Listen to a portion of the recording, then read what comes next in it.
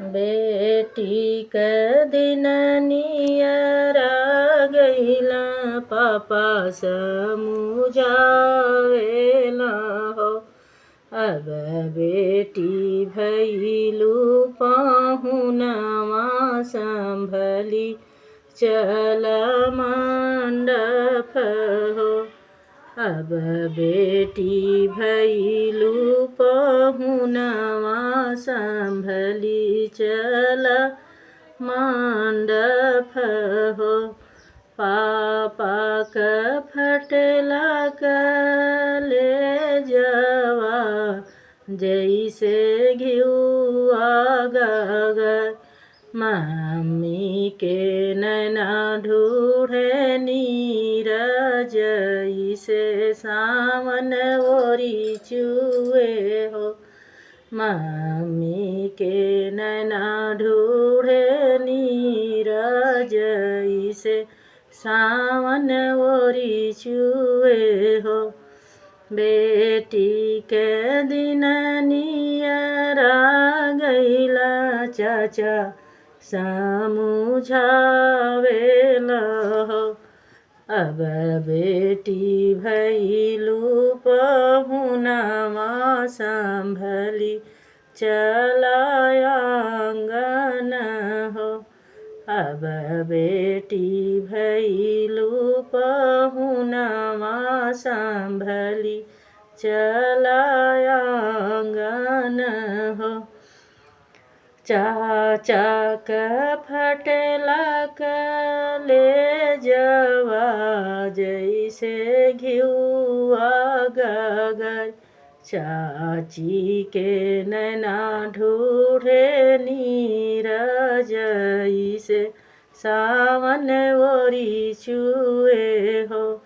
चाची के नैना ढूढ़े नीरज जैसे सावन ओरी चुए हो। बेटी के दिन नियरा गईला पापा समुझावेला हो। अब बेटी भैलू पाहुनवा संभली चल मंडप हो। अब बेटी भैलू पाहुनवा संभली चल मंडप हो। पापा क फटला ले जवा जैसे घिउआ गगर। मम्मी के नैना ढूढ़े नीरज जैसे सावन ओरी चुए हो। मम्मी के नैना ढूढ़े नीरज जैसे सावन ओरी चुए हो।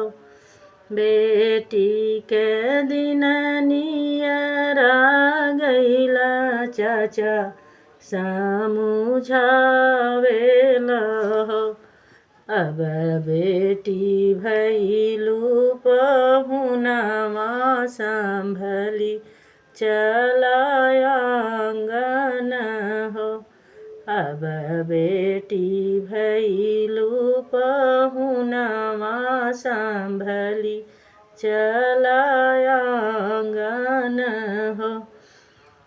चाचा क फटला ले जवा जैसे घिउआ गगर।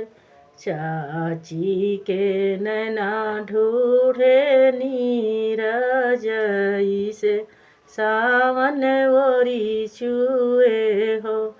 चाची के नैना ढूढ़े नीरज जैसे सावन ओरी चुए हो। बेटी के दिन नियरा गईला पापा समुझावेला हो। अब बेटी भैलू पाहुनवा संभली चला मंडप हो। अब बेटी भैलू पहुनवा संभली चला मंडप हो। पापा क फटला ले जवा जैसे घिउआ गगर। मम्मी के नैना ढूढ़े नीर जैसे सावन ओरी चुए हो। मम्मी के नैना ढूढ़े नीर जैसे सावन ओरी चुए हो।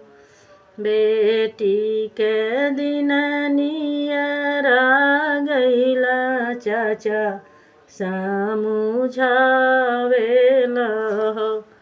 अब बेटी भैलू पहुनवा संभली चला आंगन हो।